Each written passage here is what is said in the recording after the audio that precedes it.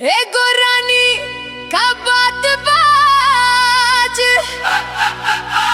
पूरा बजारिया तोरे पीछे बेहाल बा। डीजे वाला बीट बढ़ावा, आज त माहौल कमाल बा।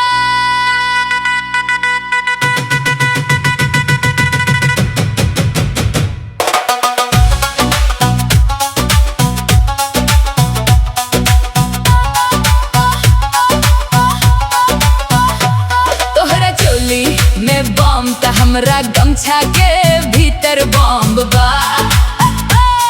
नजरिया टकराई त पूरा दिलवा आउट ऑफ कंट्रोल बा। तोहरा चोली में बम त हमरा गमछा के भीतर बम बा। तुझे मुस्कुराता लागेला लव के स्टॉर्म बा।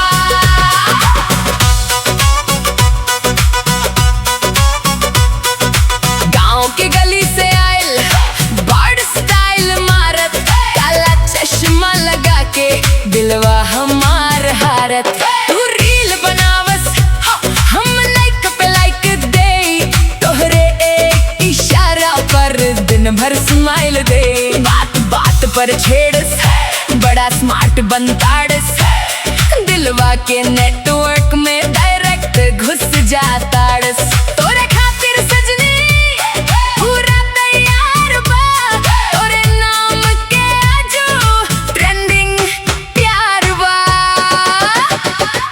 तोरा चोली में बम त हमरा गमछा के भीतर बम बा। नजरिया टकराई त पूरा दिलवा आउट ऑफ कंट्रोल बा। तोरा चोली में बम त हमरा गमछा के भीतर बम बा। तुझे मुस्कुराता लागेला लव के स्टॉर्म बा।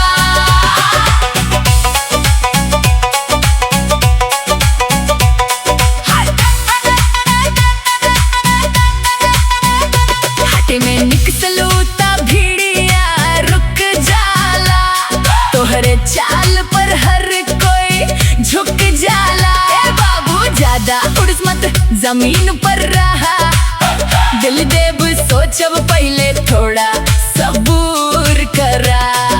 नाइकी के जूता गमछा देसी लाल बा, मॉडर्न भी हम गाँव वाला चाल बा। तोर संग नाचे में अलग मजा आवे, डीजे के बीट पर मनवा झूम जावे।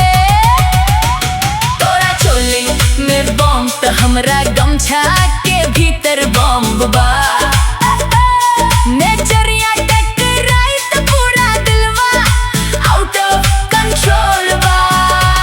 तोरा चोली में बम त हमरा गमछा के भीतर बम बा। तुझे मुस्कुराता लागेला लव के स्टॉर्म बा। डीजे बड़ा बेस आज राते खास बा, लेफ्ट राइट मूव पूरा क्राउड झकास